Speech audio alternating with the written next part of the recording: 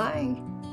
All right, so welcome to Breakthrough Drawing. This is the second part of our superimposed layered blind contour drawing. So this drawing, and if I didn't say it already, this is Breakthrough Drawing. My name is Anne Marie, and my students call me Miss Ursello. This is a drawing of myself and my cat. So one thing I will also say is that there is some distortion happening because I'm using desk view. So it's kind of like squashing the drawing a little bit. So, but I think I'm just not going to worry about that too much right now because honestly, it's just such a weird looking drawing anyway. And it's kind of the whole point is like at this point in the drawing, I also have my own reactions, where I'm like, oh, is this going to work? But I've also just learned that, no, it's just, I'm not going to write it off. I'm not going to just like go into despair. Because I can see some things happening that are interesting and I'm going to try to look and figure out now, like, okay, well, how can I pull those things out? How can I highlight those things that visually are interesting that are happening here? And one of the things that I like are that the eyes are all kind of in a row here. So I'm going to unify that by probably using similar colors for the eyes. So I'm going to create this relationship between the cat and myself, which is kind of the whole point of why I chose the cat in the first place. And I'm also going to, because the pink is so much lighter than the black lines that I use to draw Mirabai, I'm going to use some strong colors like the blue, the blue, and then the red to balance the two drawings. Although I also don't want everything to just look the same. So you want to create what we call asymmetrical balance, where there is, and you're not just equalizing everything, because then that's visually boring. So, but you want it to look balanced, but you still want it to be dynamic. So we want difference and we want some sameness, okay? That was a speed lesson on asymmetrical balance. Okay, so let's start. I'm just pulling out some colors, and I have this marker set. Actually, my mom sent this to me, and it's a more kind of generic brand. I don't even know what brand it is, but hey, I'm not gonna look a gift horse in the mouth. So because I've got a lot of colors, and so so what I'm going to do is just, and I want to say also, what you want to look for here are shapes. So you'll notice in the overlapping lines create new shapes, right? A shape is a fully enclosed a line, right? That's fully enclosed. So by overlapping the two drawings, you're going to create more shapes. And so I'm going to think about, like in the hair, for example, I want to use colors that are related to each other, analogous colors, but similar. So, well, analogous colors are similar, but so that again, I'm kind of creating like clusters of similar color, which is going to make the whole thing a little bit more visually intelligible. So I'm just going to start, okay? And I'll sort of talk a little bit as I go about what I'm doing, but I might not talk a lot because I might have to just think and ponder and look. All right, so I was gonna find I want like a hazel color.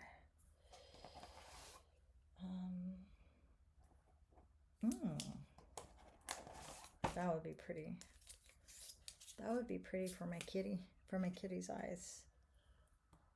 And I recommend always having a test test piece of paper nearby that you can test colors on. I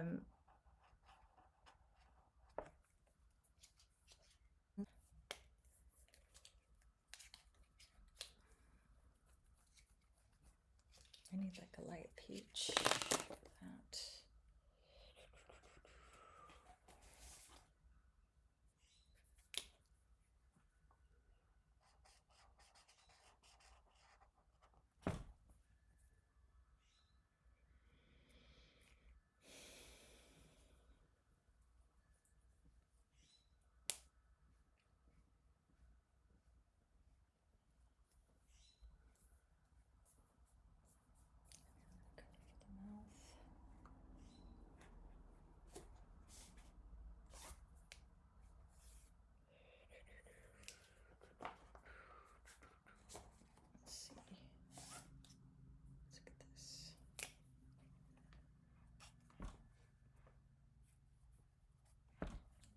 Too similar.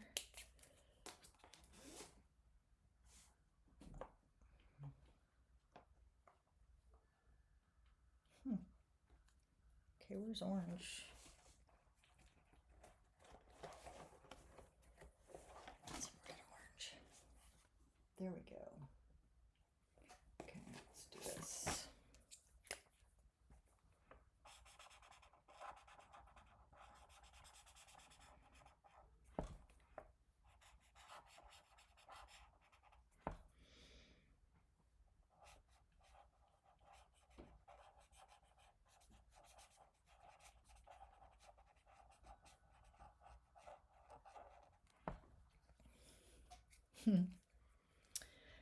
A little tip about color, anything that you want to come forward or really like stand out more or look like it's convex, you want to use a warmer, lighter color, general rule. And then anything that you want to recede or be concave, you can use a darker, cooler color. Really light, yes.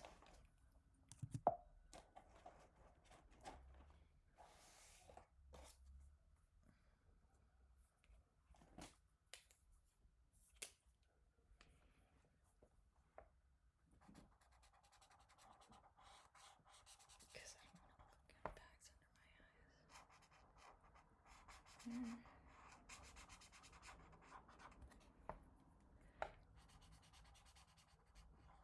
For that shape.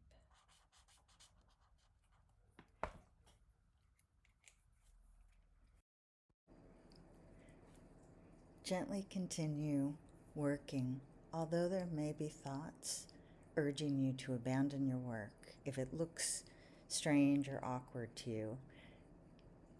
Allow yourself to play, to learn, and just get a little lost. Keep choosing colors to fill in the shapes you see. Trust your choices and enjoy the simple process of coloring in shapes.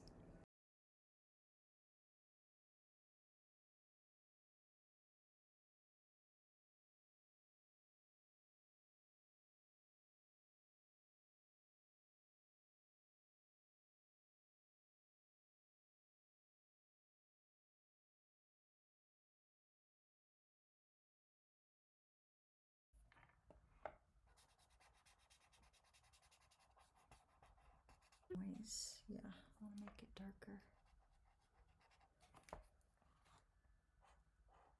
Okay.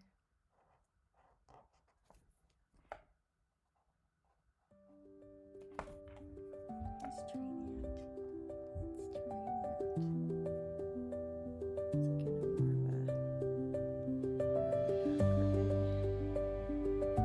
Well, don't forget to like, send me some comments, try it at home, show me what you created, and I'll be so excited. All right.